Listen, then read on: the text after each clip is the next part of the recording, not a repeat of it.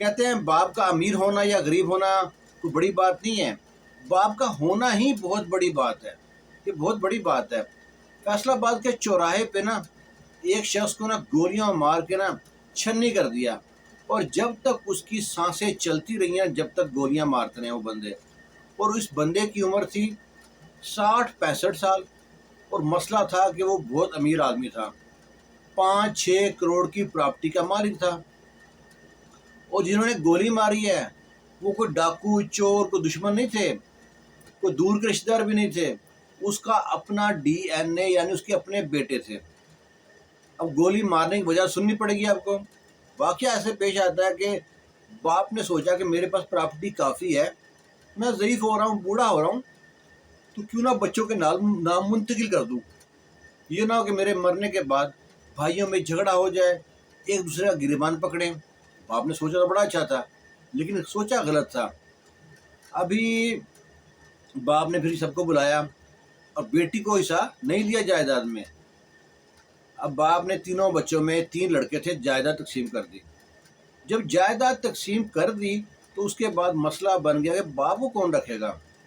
اب باپ نے گھر بھی سب کے نام کر دیا، زمین بھی، پلاٹ بھی، دکانیں بھی، اور بینک پر سب کچھ بانٹ دیا، اور اس شخص نے اپنے لیے کچھ رکھا ہی نہ۔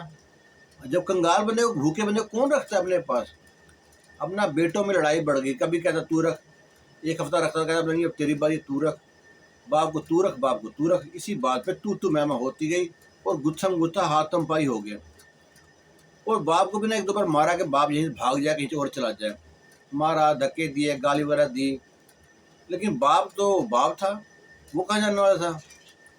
پھر ہوتا کیا ہے کہ وہ تینوں فیصلہ کرتے ہیں کہ ہم جو گتھم گتھا ہوتے ہیں، آپس میں لڑائی کرتے ہیں، باپ کو پہلے بھی بہت کچھ کہا ہے، باپ جاتا نہیں ہے، اس کا ایک ہی حل ہے، گولیاں مار دیں۔ لوگ جو کہتے ہیں ٹھیک ہے، کہتے ہیں 6 کروڑ کی پراپرٹی ہے، 1 کروڑ پولیس کو دیں گے، اس سے جان چھوٹ جائے گی۔ انہوں نے یہ فیصلہ کیا۔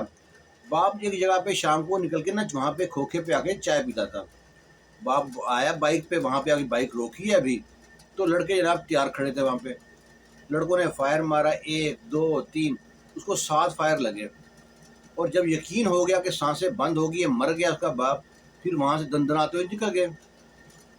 اس بندے کی سب سے بڑی غلطی یہی تھی کہ جائیداد نام کی تھی، اگر وہ جائیداد نام نہ کرتا، آج جائیداد اس کے پاس ہوتی تو فائدہ پتہ کیا ہوتا؟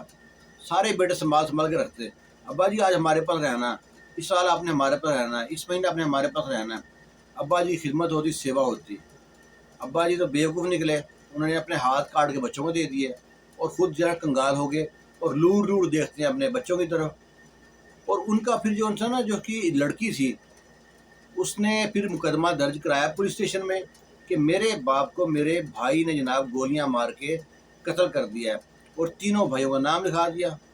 پھر پولیس حرکت میں آ رہی تھی، جلدی آ رہی تھی حرکت میں، پھر اس کی جیب میں ڈالنا پڑتا ہے، ٹوکن ڈالنا پڑتا ہے، جیسے گیم کھیلیں ٹوکن ڈالتے ہیں نا، پھر گیم چلتی ہے، پولیس کی جیب میں ٹوکن ڈالنا پڑا، ٹوکن ڈالا، پولیس حرکت میں آئی ہے، تو ایک بھائی کو پکڑ لیا، اور شاید ادھر پولیس کو بھی ٹوکن دے دیا ہوگا انہوں نے، تو پولیس نے باقی کو نہیں پکڑا۔ اور آپ مجھ سے لکھوا لیں، کچھ بننے والا نہیں ہے کیس کا، ہمارا گمان اچھا ہونا چاہیے، لیکن ہمارا گمان جاتا ہی غلط ہے۔ پاکستان ایسا ملک ہے کہ جہاں ہونے سے پہلے پتہ ہوتا ہے کہ اس کا کیس کا فیصلہ کیا دے گا، جج کیا فیصلہ دے گا، جرنیل کیا فیصلہ دے گا، اس پہ مولوی کیا فتویٰ لگائے گا، ہر چیز پہلے پتہ ہوتی ہے۔